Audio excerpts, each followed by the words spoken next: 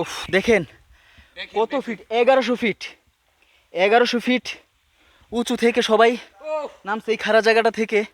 বিশ্বাস করতে পারবো না, আমি ক্যামেরা ধরতে পারছিলাম না। আমরা নামতে পারছি।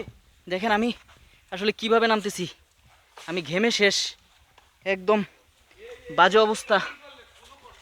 উফ খুবই বাজে অবস্থা। এই যে ঝর্ণার পানি এসেছে, পাহাড় ও ঠান্ডা পানি, কিন্তু আমি বেশ ক্লান্ত একদম। আসলে বলে শেষ করতে পারবো না। ওহ কি এখন আসলে আমার অবস্থা প্রচণ্ড টাইট। এখানে আমি বলবো যারা ট্রেকিং করতে আসবেন, সুস্থ মানুষ আসলেও কিন্তু বিপদে পড়তে হবে। বিশেষ করে এই জায়গাটা, শেষের জায়গাটা নামার জন্য প্রচণ্ড খাড়া। প্রচণ্ড খাড়া বলতে কেমন খাড়া বলবো, যা আমরা 2 ঘন্টায় উঠেছিলাম 20 মিনিট নাদের সেই সময়টা ব্যয় করতে হলো, এবং সেই ডালু জায়গাটা আমাদেরকে নামতে হলো। আর এই সেই ঝিরিপথ, যেই পথে পাহাড়ের ঝর্ণা থেকে পানি এসে এখানে নেমে গেছে, এবং এত শীতল পানি এটা এখন আসলে সত্যি ভালো লাগছে। এখন এই যে এখানে যে পাথর দেখতে পাচ্ছেন, এটা আসলে শত শত বছর ধরে জমে এটা হয়েছে। এখন আমি যে হাঁটতেছি আসলে রিক্স, পুরাটা পাথরের উপর দিয়ে, পাথরটাও পিচ্ছিল, আসলে পুরাটা রিক্স অবস্থায় হাঁটতেছি। অলরেডি কয়েকজন এগিয়ে চলেছে, আবার উঠার সময় মনোবল হারিয়ে ফেলতেছি, উঠবো কিভাবে। মনোবল হারাইবো না, 1100 ফিট। এইগুলো কি বলে বলেন তো? এগুলো পাথর। হ্যাঁ? কোবাল পাথর। কোবাল এদিকে মাছ নাই ঝিরির মধ্যে।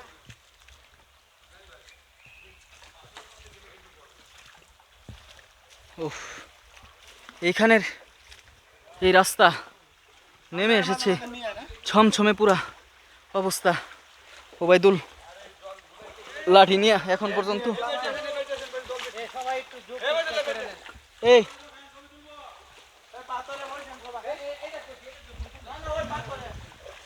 উফ, এখানে আসলে আমার মোবাইলের চার্জও প্রায় শেষ অবস্থা। তো তারপরেও আমি এদিক থেকে হাঁটার চেষ্টা করতেছি। আসলে সত্যি কথা বলতে এখন জোকের ভয় আসলে লাগতেছে না, কারণ জোক স্বাভাবিক কথাই, যেভাবে নেমেছি এভাবে জোক খাওয়ারই কথা। এখানে বেশ বড় বড় পাথর, এবং নিচের জায়গাটাও পাথর। এখানে পাথরের উপরে সবাই বসেছে।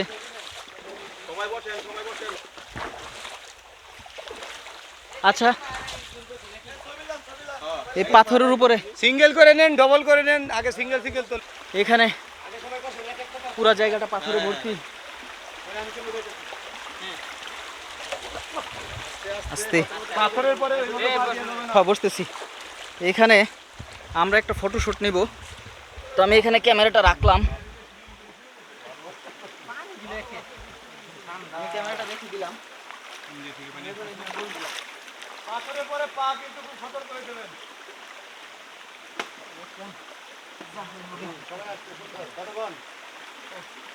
আমরা কিন্তু অলরেডি এখানে বসেছি। প্রচন্ড গরম এবং শীতল পানি এখানে। 3 ঘন্টা পরে কি বলে নোয়াখালী জামাই চালু আছে, রঙ্গির জামাই নোয়াখালী জামাই ট্রেন করতে চালু আছে। নোয়াখালী ফুলা আচ্ছা ঢাকা যাইতেছে, ঢাকা তো চালু আছে, মনে গরি চলে যাবে। তুমি তো এসে বাড়ি করছো এখানে। আমি ওটা বলবেন না, প্রচন্ড গরম, প্রচন্ড। আমি বেঁচে আছি, ভয় লাগতেছে আমার, কোন জায়গায় যোগ বসছে। না নাই তাই বলা যায় না। সবাই কিছু সিঙ্গেল ছবি তুলে চলেন। আগে আমার দিনের কাম সেরে আসি।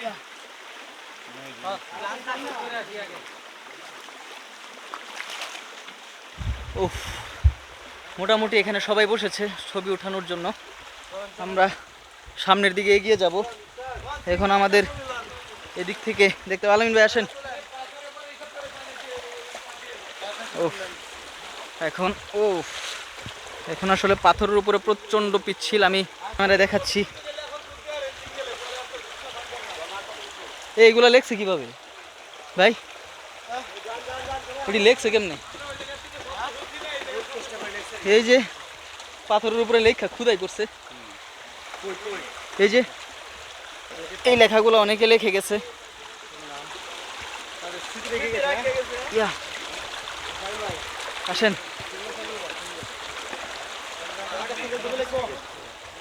আমি তো পিছলা জুতা লয়ে উঠছি। কোন দিক দিয়ে যাবেন? হ্যাঁ যান, ওই দিক দিয়ে যান। আসলে এখানে খুবই দুর্গম, এদিক দিয়ে পার হওয়াটা খুবই রিস্ক, খুব মানে খুব রিস্ক।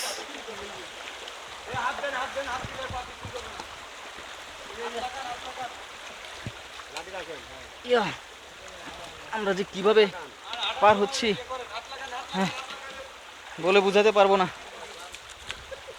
ও অবশেষে এপাশে উঠে এসেছি। যতটা সহজ ভেবেছিলাম মোটেই ততটা সহজ না। হ্যাঁ মনে হচ্ছে আমরা ডাইনোসরের ডিমের উপরে পা দিয়েছি, সেই প্রাচীন যুগে চলে গেছি। ভয় লাগতেছে খালি, কোন দিক দিয়ে জানি ঝুঁকে ধরলো।